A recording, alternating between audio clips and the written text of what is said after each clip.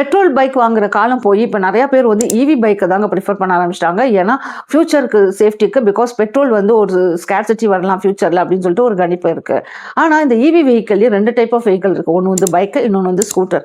இதில் எது பெட்டர்னு சொல்லிட்டு கொஞ்சம் கன்ஃபியூஷனாக இருக்குல்ல. இப்போ electric scooter like TVS iQube, Ather, Ola இந்த மாதிரிலாம் எடுத்துக்கிட்டிங்கன்னா இதெல்லாம் வந்து கிட்ட உள்ள டிஸ்டன்ஸுக்கு சிட்டிக்குள்ளாரே போயிட்டு வரதுக்கு ஓகே. இதே இது எலக்ட்ரிக் பைக்குன்னு எடுத்துக்கிட்டீங்க லைக் ரிவோல்ட், அல்ட்ரா வயலட் இந்த மாதிரி பைக்லாம் லாங் டிஸ்டன்ஸ் ட்ராவல் பண்ணலாம். ஏன்னா இதோட பவர் அண்ட் ஸ்பீடே வேற லெவல் தான். ரெண்டாவது இதோட டிசைன்ஸ்ல வந்து டிஃபரன்ஸ் பார்த்தீங்கன்னா எலக்ட்ரிக் ஸ்கூட்டர் வந்து கம்ஃபர்டபுளியா ஹெவி டிராஃபிக்கான ஏரியாவில் கூட போகும். பிகாஸ் இதில் வந்து ஆன் ஆஃப் வந்து ரொம்ப ஈஸியாக நடக்கும்.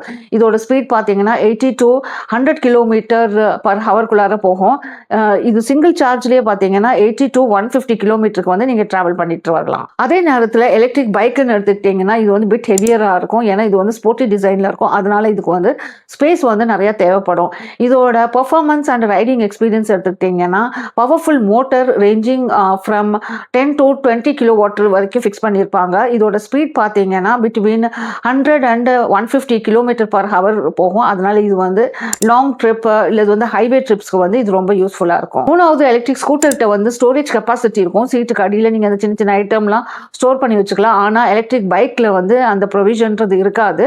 But it have better clearance, means ground clearance and stability. மற்றபடி 2 வெஹிக்கலுமே வந்து பேட்டரியில தாங்க ஓடுது. 2த்துக்குமே மாடர்ன் ஃபீச்சர்ஸ் இருக்கு. Like instant torque, regenerative braking system, app connectivity, அதுக்கப்புறம் வந்து டிஜிட்டல் டிஸ்பிளே இந்த மாதிரி. இது வந்து ரெண்டுமே பார்த்தீங்கன்னா என்விரான்மெண்டல் ஃப்ரெண்ட்லி, நாய்ஸ் இருக்காது, பொல்யூஷன் இருக்காது.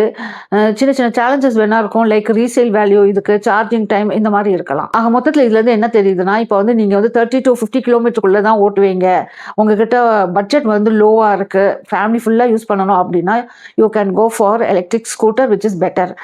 இதுவே வந்து நீங்கள் வந்து ஹைவேல அடிக்கடி போவீங்க, லாங் டிஸ்டன்ஸ் டிராவல் பண்ணுவீங்க அப்படின்ற பட்சத்தில் பவரும் வேணும்ல. ஸோ வந்து எலக்ட்ரிக் பைக் இஸ் பெட்டர்.